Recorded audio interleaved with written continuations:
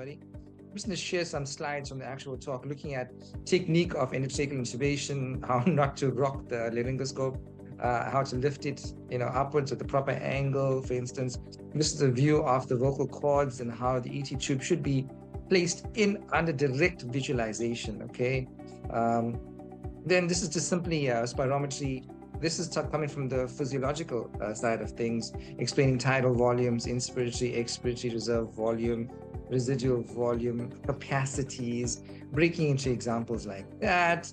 And this is just to once again illustrate the lung compliance, which is very important parameter to monitor in ventilation. Just explaining the pathophysiology and the normal physiology, first of all, in order to understand pathophysiology. Obviously, we'll expand more on this during the actual talk.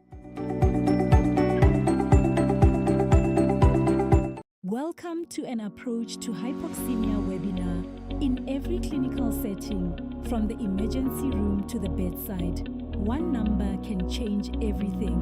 Hypoxemia isn't just a number, it's a signal of danger, deterioration, and decisions that can mean life or loss.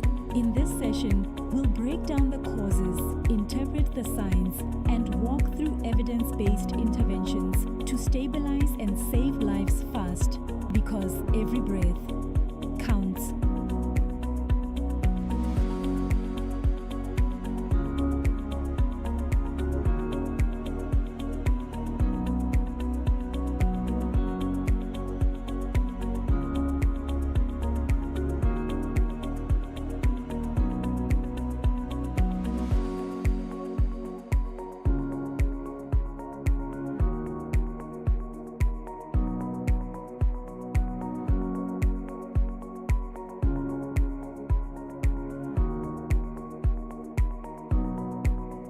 Thank you for joining us today. Let's dive in. Hey, what's cooking? Hi, colleagues. I thought technology today got the better of me. Let me see what I need to. Oh yes. Good evening, colleagues, and welcome to the Clinical Care Platform. I am so excited to host you this evening. How are you doing? Just type in the chat there. From where you are joining and how you are feeling. Are you feeling good? Is your mood a little bit low? So that we have as part of a goal to elevate your mood, to make you feel good about yourself. We know there's always something that we go through on a daily basis. And in these sessions, besides the education part of it, we really want to leave you feeling good about yourself and life. Again, I am never alone, as you may know. I always recruit my brother there, brother Ryan Sweepesat, who's going to be hosting us this evening on a very important topic. There's things you could take for granted. You just breathe. Because there's no sound, it's okay. But I can tell you, if there's a shortage of oxygen in the air, or for whatever reason, you would then start to appreciating why breathing is such a valuable gift that God has given us. So thank you so much for joining us. I'm seeing there, Nontata says, I'm feeling good from Gauteng. Tseho says, all the way from Kuruman. Hey, Tseho, you must invite us there. I know the journey can be a bit long and quiet, but yeah, one day you must say, hey guys, come this Saturday and host us that side for an educational program. Suluvangi says, good evening, everyone. It is just too hot this side. Hey, which side are you at?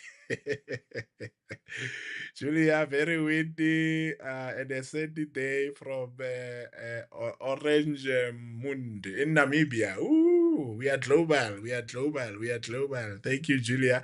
I don't know if I've pronounced Orange Mund properly, but yeah, Johannesburg. And yeah, welcome, colleagues.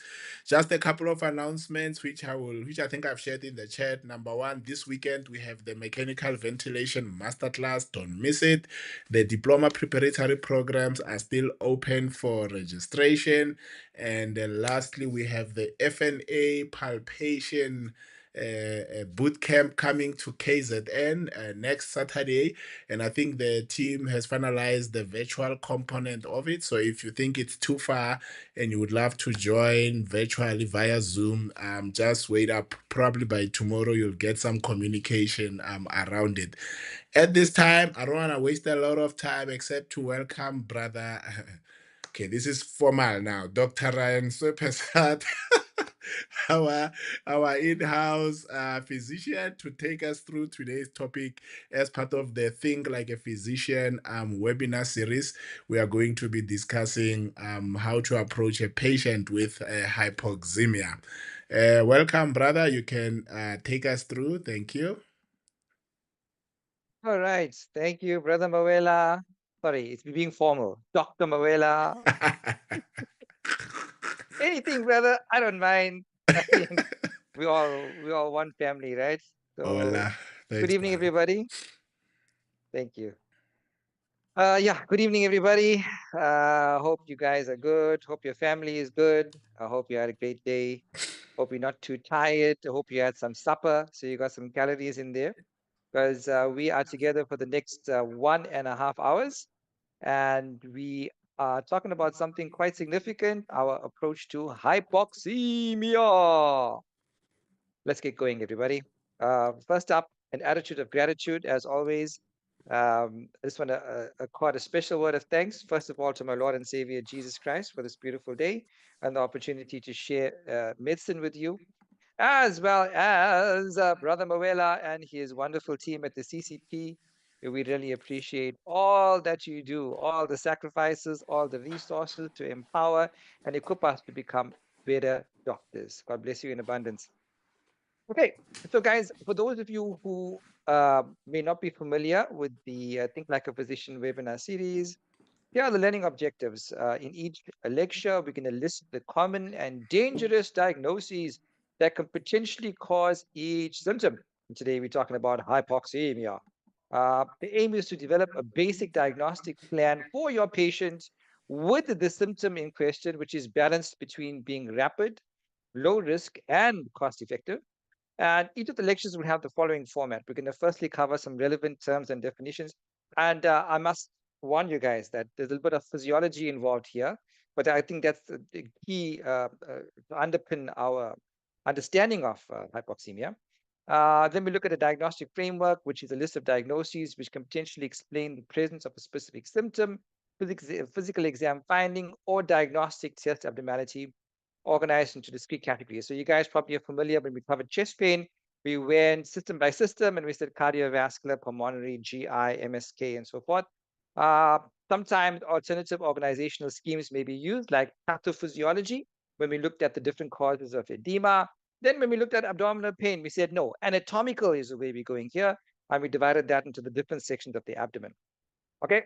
Then we're going to look at the diagnostic algorithm and some clinical pearls regarding diagnostics strategy. And then, of course, I'll give you your doggy bag of key takeaway points. Okay, so this is a list of what we've covered. We've started the series the beginning of last year. And praise be to God, we've covered quite a bit of material. And we're coming in with episode number 32 today, which is hypoxemia.